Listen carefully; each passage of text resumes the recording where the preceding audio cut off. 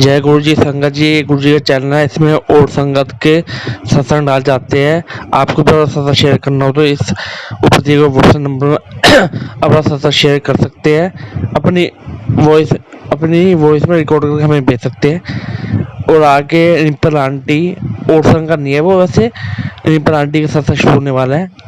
आप सत्संग शुरू होने से पहले आप गुरु जी के चैनल को सब्सक्राइब करना ना भूलें, जिससे आपके पास ब्लेसिंग पहुंचे। आप सब्सक्राइब करोगे तब भी आपके पास ब्लेसिंग पहुंचेगी ना।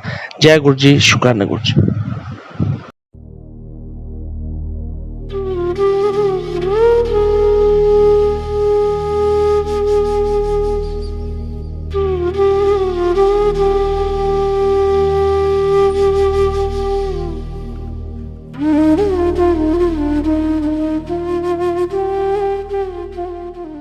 नमस्कार गुरुजी।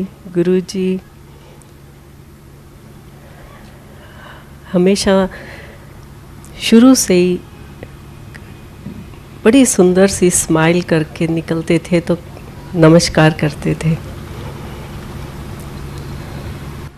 मेरे एक्सपीरियंसेस गुरुजी के साथ मैं नहीं कहूँगी कि डिफरेंट है, ये उनकी मेहर है। एक स्पिरिचुअल जो उनकी बख्शिश मेरे पे हुई वो मैं आपके साथ शेयर करूँगी। जो मैंने उनसे पाया है तो बहुत लंबी पर जितना टाइम गुरुजी देंगे वो मैं आपके साथ शेयर करूँगी।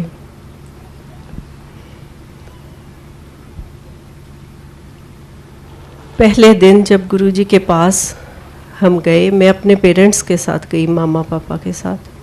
वो लुधियाना में थे, मैं गोविंदगढ़ में थी।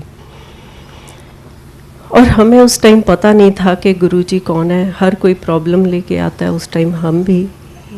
ये 23 इयर्स ओल्ड बात है।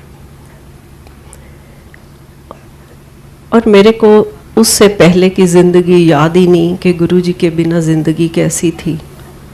हर पल हर क्षण गुरुजी के हिसाब से ही निकलता है और गुरुजी हमारी ज़िंदगी चलाते, और आज भी गुरुजी हमारी ज़िंदगी चला रहे हैं।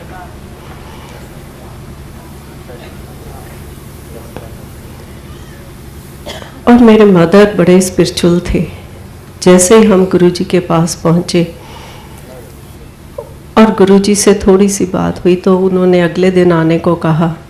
तो मेरे मदर निकल के कहते कि इनको ऐसे ही मामूली ना समझना, ये बहुत ऊंची चीज़ है। और ऐसे ही जब जब गुरुजी बुलाते गए हम जाते गए। एक दिन, और उस टाइम रश नहीं होता था, बहुत थोड़ी संगत होती थी।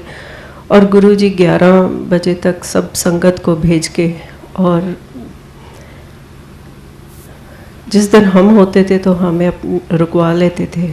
और मेरे फादर को कहा कि गाड़ी लगाओ। गुरुजी बैठ गए और मेरे मदर कहते मैं तो सिख हूँ। और उनके एक बाबा जी थे, संत थे, जो मेरे मदर उनको मानते थे। और वो मेरे मदर को बेटी कहते थे। कहते संगत मेरी सारी दुनिया, तू मेरी बेटी है। और घर बैठ के पाठ करना, तेरे को रब इत्थे ही मिलूगा। और जब गुरुजी के पास आए, उस दिन गाड़ी में बैठे, तो मेरे मदर के मन में आया कि मैं तो सिख हूँ, गुरु ग्रंथ साहब को मानती हूँ, और गुरुजी तो हिंदू हैं। और उन्होंने प्रेयर की कि मेरे को रास्ता दिखाओ। और जैसे ही गाड़ी में जा रहे हैं तो गुरुजी आगे बैठे हैं, वो सीट गायब हो जाती है, वहाँ उसकी जगह एक मंदिर और जोत आ जाती है। और मेरे मदर कहने लगे सारी दुनिया बेशक कुछ कहे, इनको कभी ना गलत समझना, ये तो खुद भगवान है।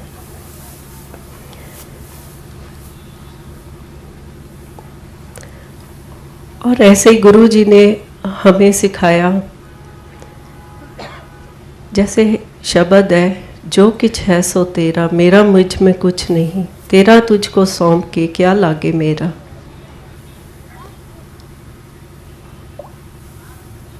मेरे को तो प्रेयर्स के वर्ड्स भी गुरुजी ने सिखाए। मैं क्या क्या आपके साथ शेयर करूं।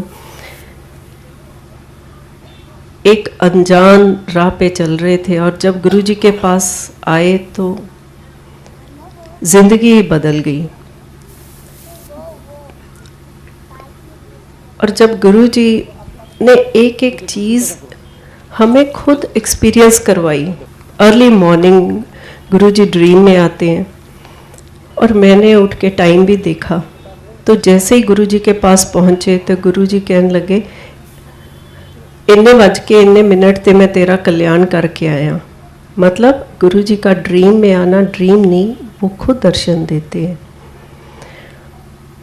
और हमारा वहाँ से 1.5 घंटे का रास्ता है, और जैसे कभी गुरुजी ने बोलना हो हफ्ते बाद आना, और हफ्ते जैसे मैं अपनी ड्राइवे पे वॉक करते करते गुरुजी के साथ बातें कर रही हूँ,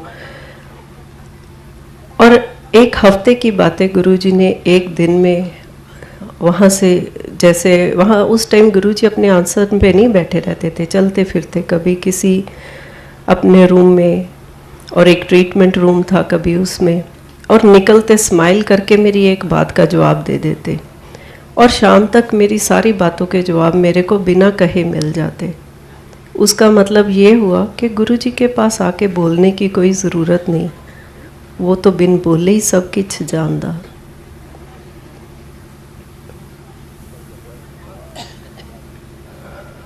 और कभी कभी गुरुजी किसी को बोलते कि मेरे को लुधियाने मेरे पेरेंट्स रहते थे, चल आंटी दे कोल छड़ दो, और पूरा दिन गुरुजी ने वहाँ स्पेंड करना एक दिन, और मामा को बोलना परौंठियाँ बनाओ। मेरे मदर की परौंठी बनी बड़ी पसंद करते थे। और एक दिन बैठे लंच के बाद सेवा कर रहे हैं, और मेरे मदर गुरुजी की दबा रहे हैं, हाथ दबा रहे हैं, और जैसे ही बाँह देखते हैं तो गुरुजी को बोलते हैं, गुरुजी एक ही, और हम भी वहाँ बैठे चरणों में उनको दबा रहे हैं, और हम भी देखना शुरू कर देते हैं। हमें तो कुछ नज़र नहीं आता, तो गुरुजी कहते देख ले पहने। और जैसे ही गुरुजी उस दिन गए तो हमने अपने मदर से पूछा कि ये क्या चीज़ आपको दिखी थी, तो कहने लगे गुरुजी की आम पे चश्मा बना, और उसमें बहुत हीरे जवाहरात, बहुत कुछ मेरे को नज़र आया। तो जैसे ही मैं दबाऊं तो एक मोटा सा हीरा इधर निकल रहा है, एक उधर निकल के नीचे गिर रहा है।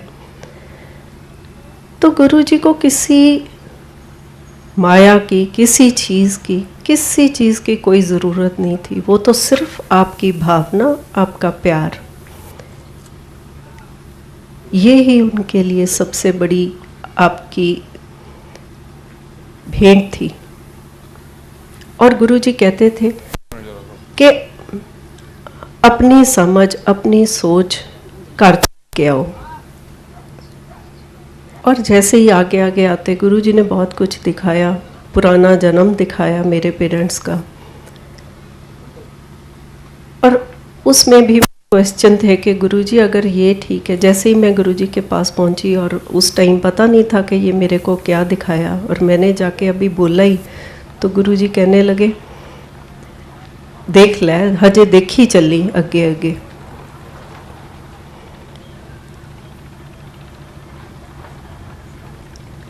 गुरुजी के साथ जयपुर जाने का मौका मिला। वहाँ पे भी बहुत एक्सपीरियंस देखे, और उस टाइम हमें गुरुजी का पता, हम तो एज अ फ्रेंड, गुरुजी ने लिबर्टीज़ बहुत ज़्यादा दी, बहुत पास रखा, और बहुत कुछ सिखाया ज़िंदगी में।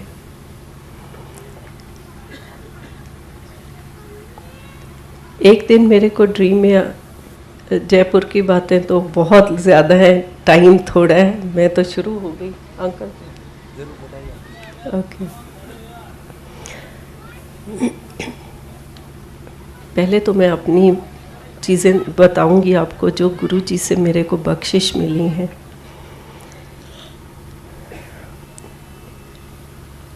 एक दफ़ा गुरुजी को मैं मतलब दबा रही थी, आपको जैसे मैंने बताया कि गुरु जी ने प्रेयर्स के वर्ड भी मेरे को सिखाए। मेरे को नहीं पता था, मैं तो ब्लैंक होके वहाँ जाती, और जो मेरे मन में आता जाता, मेरे मुंह मतलब अपने अंदर ही वो चीज़ चलती जाती। जैसे जैसे मैं दबा रही हूँ मेरे अंदर से निकलना शुरू हो गया, गुरुजी मेरे पाप माफ़ कर दो, गुरुजी मेरे पाप माफ़ कर दो। और जब मैंने रियलाइज़ भी नहीं किया, एक दिन मेरे को रियलाइज़ हुआ कि ये मेरे अंदर से निकल रहा है, सोच के नहीं बोला। और इस चीज़ को 1-2 साल निकल गए। और एक दिन गुरुजी मेरे को और मैंने ये चीज़ किसी के साथ शेयर नहीं की, और एक दिन गुरुजी मेरे को कहते हैं जा तेरे सारे पाप माफ़।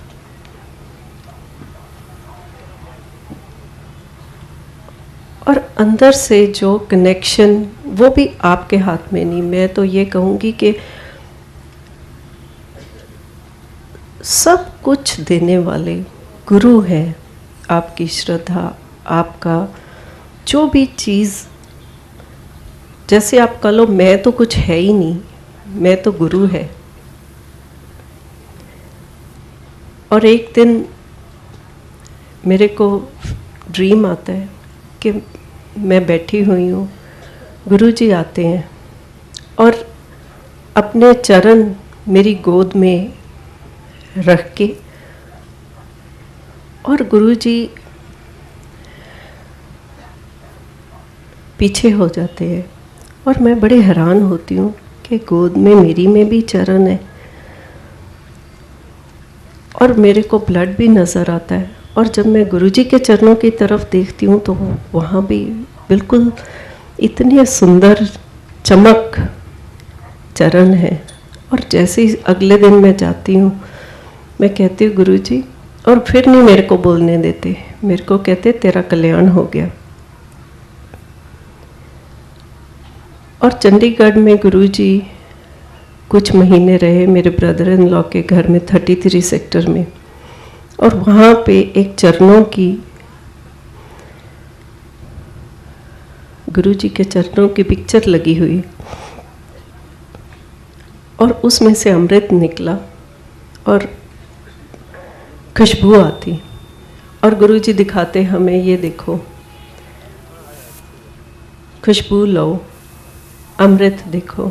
और जब गुरुजी ने चंडीगढ़ को छोड़ के यहाँ आए तो उसके बाद एक दफ़ा माथा टेकने गए,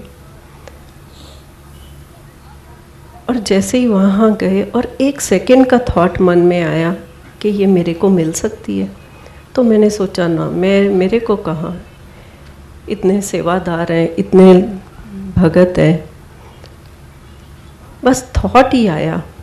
5 साल बाद मेरे ब्रदर इन लॉ ने वो घर बेचा, और वहाँ ड्राइवर आता है और मेरे को कहता है जी कि बीबी जी ने गुरु जी ने पिक्चर भेजी हैं, कहाँ रखनी है।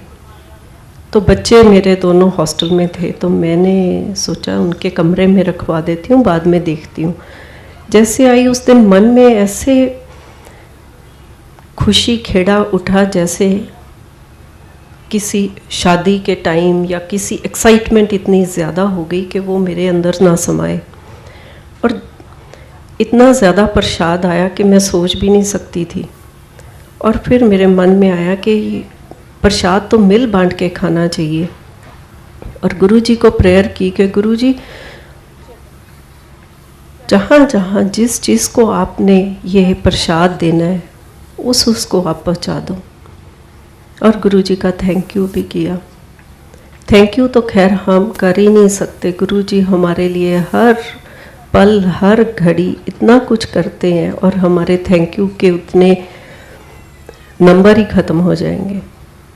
और जैसे जैसे मैं पिक्चर्स निकालती जा रही हूँ, और वैसे वैसे मन में आता जा रहा है टेलीपैथी कि ये इसको देनी है। उनको फ़ोन करती हूँ और वो कहते हैं हमें ऐसी पिक्चर चाहिए थी, हमें ऐसा पोस्टर चाहिए था, इस साइज़ का चाहिए था। वो चीज़ें उन लोगों के पास पहुँची, और जैसे ही मैंने देखा वो चरणों की पिक्चर मेरे को मिल गई।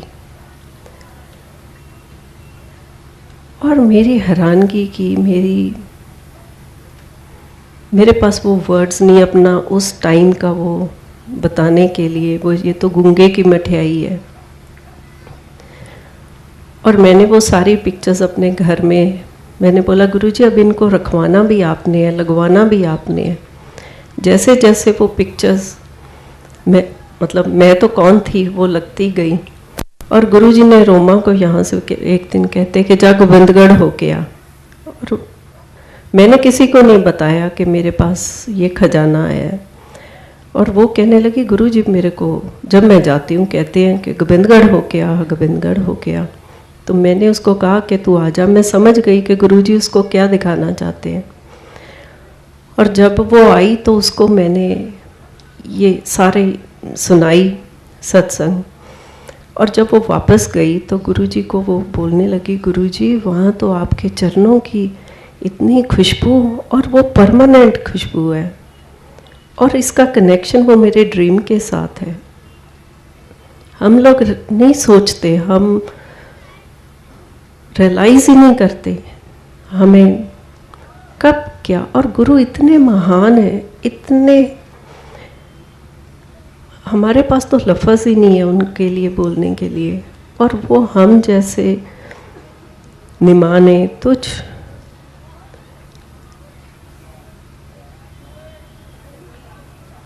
क्या कहूँ अपने लिए। तो मैं तो कहती हूँ हम तो वो पिग है जो चिक्कड़ में जाते हैं और फिर आते हैं। गुरुजी हमें साफ सुथरा करके बिठाते हैं, हम फिर चिक्कड़ में चले जाते हैं। और जैसे ही गुरुजी को रोमा ने बताया तो गुरुजी कहने लगे केड़ी केड़ी चो खुशबू आंदी है। और उसका मेरे को फ़ोन आया कि गुरुजी ने तो ये कहा है, और उससे पहले मेरे को नहीं किसी और से आई। तो मैं भाग के सारे जगह खुशबू लेती हूँ। तो जो बच्चों के कमरे में गुरुजी ने लगवाई थी उसमें भी फ्रेगरेंस आ रही, ये तो गुरुजी की। और इनके साथ आगे खैर बहुत लंबी लंबी चीज़ें हैं। तो एक दफ़ा गुरुजी जीके में थे, तो जब वापस हमारे को नहीं पता था, गुरुजी के प्रोग्राम तो किसी को भी नहीं पता होते, कहने लगे गड्डी लगाओ और हमने पंजाब चलना है। गड्डी लगाई और गुरुजी मेरे को हमेशा अपनी गाड़ी में बिठाते थे।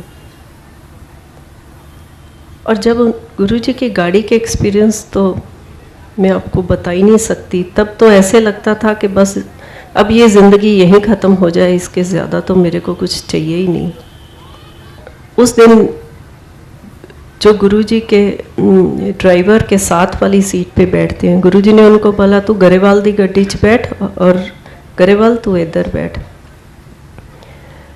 रात के टाइम जैसे हम जा रहे हैं तो गुरुजी एक छोटे से बेबी की तरह मेरे गोद में सिर रख के और आंखें बंद करके बैठे। और मेरे को अगर नींद भी आ रही है तो मैं सो नहीं रही, मैंने बोल रही हूँ ये पल मैं गंवाना नहीं चाहती।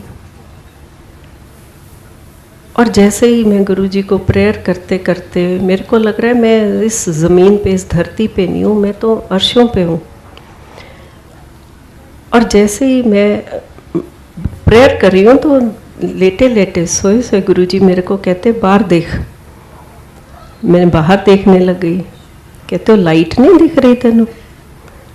और मैं देखूँ, मैंने सोचा शायद दूर कहीं कोई लाइट है। और जैसे ही मैंने थोड़ा ऊपर होके देखा तो गुरुजी ने मेरे को लाइट के दर्शन करवाए।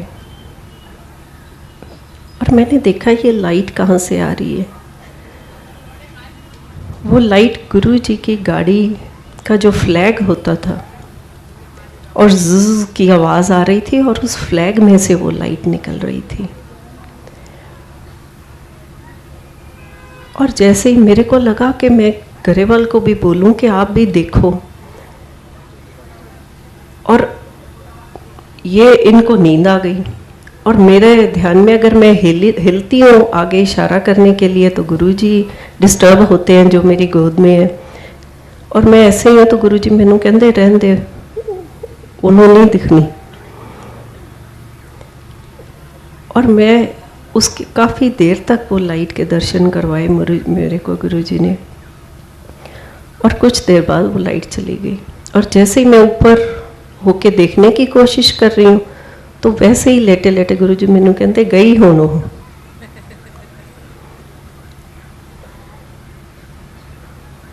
एक दफ़ा बड़ी फॉग थी तो गुरुजी पटियाला से जा रहे थे, मलेरकोटला के पास थे।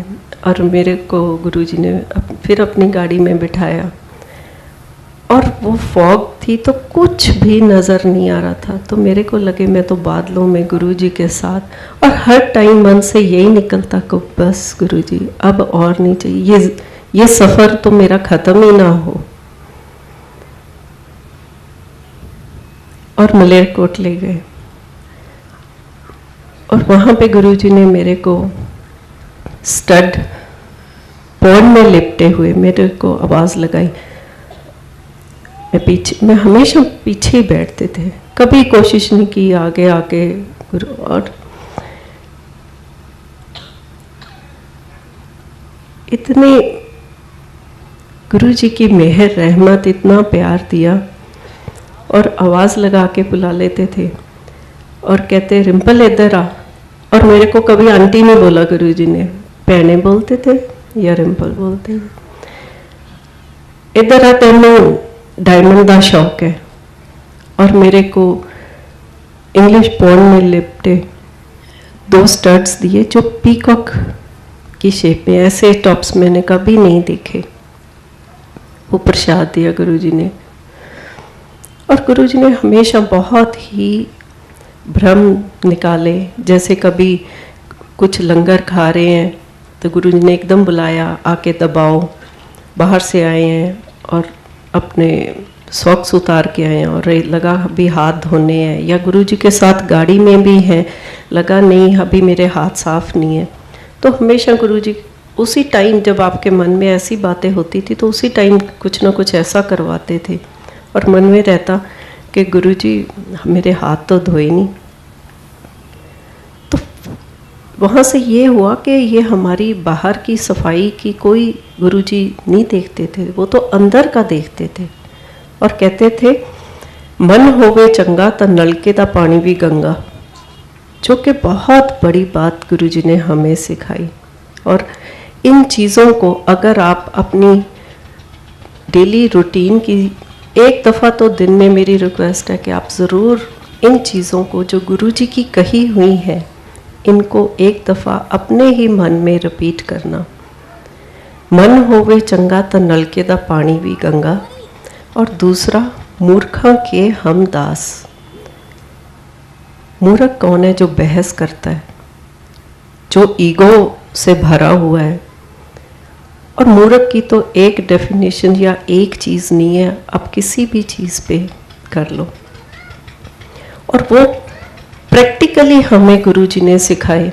एक दफ़ा एक आंटी आई और उसको लेके भी हम ही आए। जब आए तो वो, जब गुरुजी बुलाए तो वो आगे जाके मतलब गुरुजी के सामने बैठ जाए, गुरुजी कुछ बात करने लगे तो वो सुनने की कोशिश करे। उस टाइम गुरुजी बड़ी लिबर्टीज देते थे, डांट कम लगाते थे और बड़े जैसे एक फ्रेंड की तरह होते थे। और हमने हमारी शुरू से ही गरेवाल की और मेरी आदत है, हम पीछे होके बैठ जाते थे।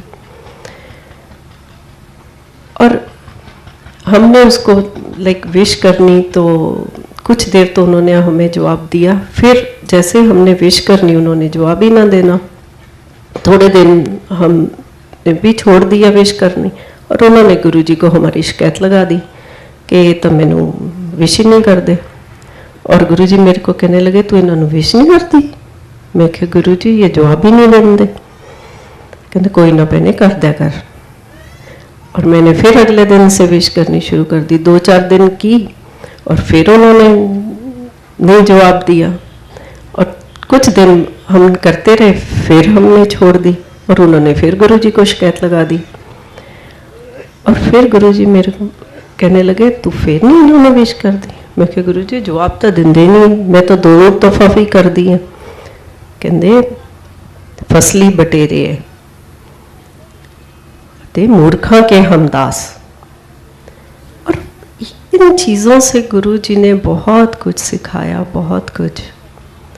सो ये चीज़ें हैं मूर्खों के हमदास, मतलब बहस ना करो, ईगो ना लाओ,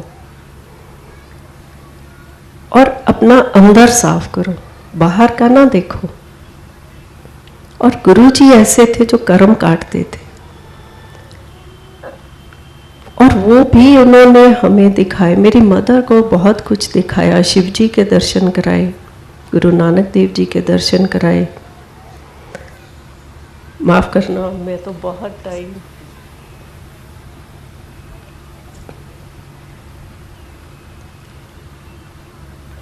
फर्स्ट टाइम जब गोविंदगढ़ गुरु जी आए,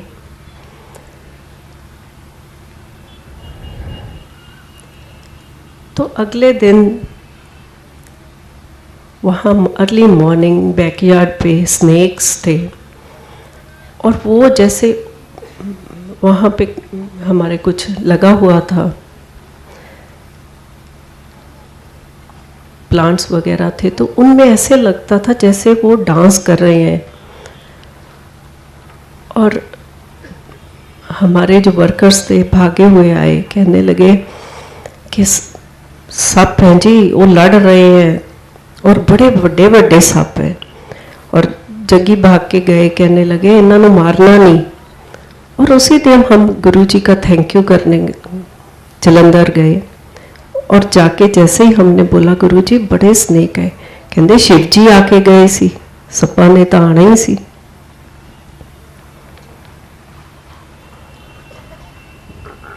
और जो गोविंदगढ़ घर है, वो मैं हमेशा कहती हूँ ये गुरु जी का घर है।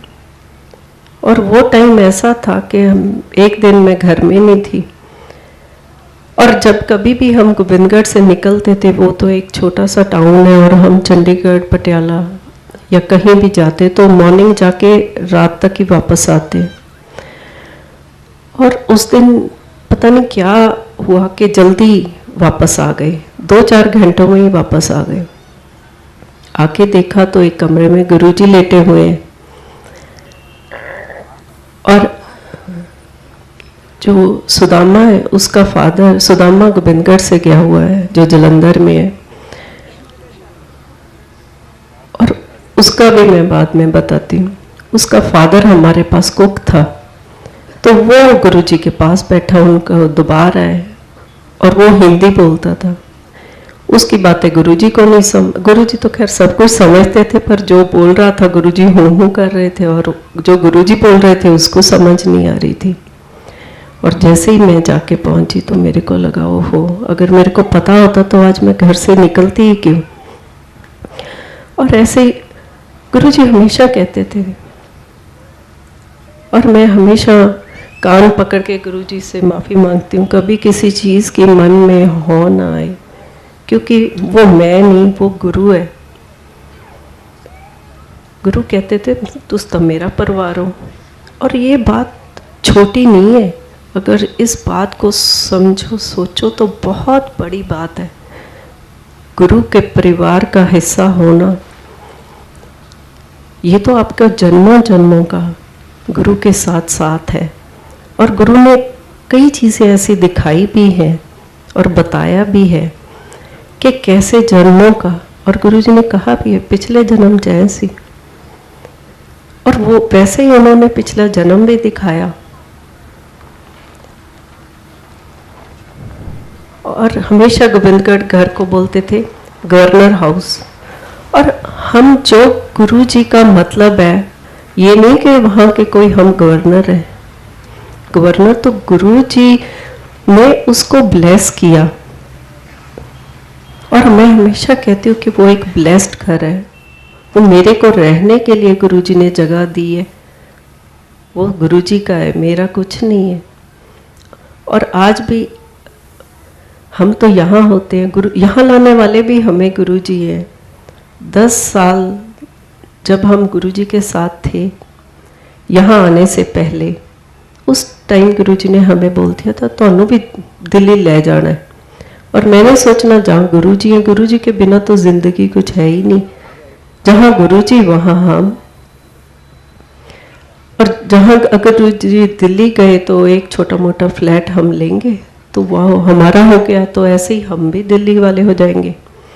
और ये नहीं पता था कि हमें परमानेंट यहाँ और वहाँ वो हमारा हॉलिडे होम हो जाएगा। और ऐसे आज भी वहाँ पे जो मेरे पीछे वहाँ काम करने वाले हैं, वो सब ब्लेस्ड हैं। वहाँ पे गुरुजी पटियाले जाते रात को 1:30-2 बजने, तो भी उन्होंने गोबिंदगढ़ घर आके वहाँ संगत ने चाय प्रसाद लेना, गुरुजी ने रेस्ट करना, फिर आगे जाना, चंडीगढ़ आना। पंजाब में कहीं भी गुरुजी ने इस तरफ आना तो गुरुजी ने रात को हमेशा, ये उनकी मेहर, ब्लेसिंग। मेरे पास गुरुजी को थैंक यू करने के लिए कोई वर्ड नहीं है। गुरुजी ने गोबिंदगढ़ होके आना और सारी संगत ने, कोई कहीं सो रहा है, कोई बाहर लॉन, गर्मियाँ हैं तो बाहर लॉन में है, और आज भी वो एहसास वहाँ पे है। और गुरुजी को मैं कहना, गुरुजी ये जो वर्कर्स हैं या पीछे गांव है हमारे, फार्म हाउस है, तो वो सब आपको माथा टेकना चाहते हैं। तो कहने लगे सबको बुला, और पूरे का पूरा वहाँ जो पिंड था वो गुरुजी की ब्लेसिंग लेने आता। और आज भी वो कहते हैं कि गुरुजी की हमें झलक और ये चीज़ें नज़र आती हैं यहाँ पे। Thank you so much for giving me time. और ये गुरुजी की चीज़ें, जो बातें अनमोल हैं, जिनका कोई कीमत नहीं है, जो खजाना गुरुजी ने मेरे को दिया है। और गुरुजी ने कभी नहीं मेरे को कहा था कि तू सत्संग कर, और जब कभी घर भेजते किसी को तो फिर पूछते, फिर रिम्पल की कहती है। और एक दिन किसी को मेरे साथ घर भेजा और मेरे कान में कहते वट कड़ दिए ना दे। और ये सब गुरुजी की ब्लेसिंग है। मैं कभी सोच भी नहीं सकती थी कि मैं कभी ऐसे सत्संग करने के काबिल हूँ या कर सकती हूँ। और ये भी गुरुजी का एक प्रसाद है जो मैंने आप लोगों के साथ शेयर किया। नमस्कार।